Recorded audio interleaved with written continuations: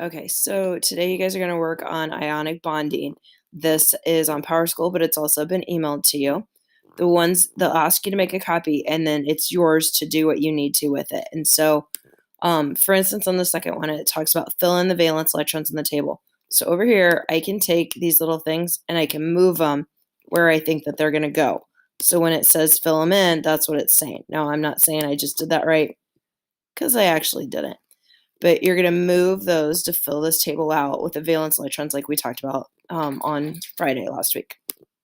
Okay, so then on the next one, you're going to be able to type in here and type what the atomic symbol is for all these valence electrons based on what you just did and the oxidation number. So I'm going to go ahead and do sodium for you here. Sodium symbol is Na. Valence electrons. Sodium is in family number 1. Families and columns and groups go up and down. So sodium has 1 valence electron. Sodium is going to give away that electron because remember, everything is trying to get to 8.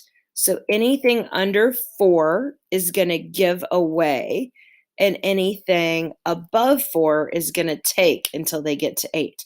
So with what I just said, let's do another one. Let's do chlorine, which is Cl. Valence electrons for chlorine. I come over here, and it has 1, 2, 3, 4, 5, 6, 7. It's in family 17. So chlorine has 7 valence electrons. With 7 valence electrons, it's 1 from being full. It's 1 away from getting to 8. So how's it going to get to that 1? It's going to take 1. So you're going to fill this page out because it's going to help you as you move to your next slide. Your next slide is having you join, this class on collisions.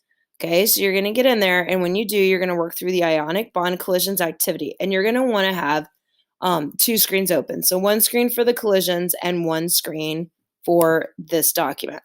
So it's going to show you what you're going to do, and you are going to be able to move these things. So for the very first one, they show you sodium as a positive 1 and chlorine as a negative 1. You're going to take them, and you're going to put the 2 together and see that they've now formed a bond. Your chemical formula is NaCl. Now, as you look at these, your job is to move them to get them to bond, and some of them have extras. So as you go through this, it may tell you there's extra pieces, so you can see that there's actually a couple of them there, and that way it gives you some choices. If there's anything left over, you are more than welcome to delete them. You will make your way through 1 through 10 as you go along. It'll give you more pieces, more things to do for formulas. Get through as far as you can, and then we'll check in with each other and see how you're doing and see what else I need to give you for instruction while I'm gone. I'm hoping to be able to be back very soon, but if not, then I'm going to check in with you guys to see how this is going. Work through as much as you can. Please email me any questions that you have.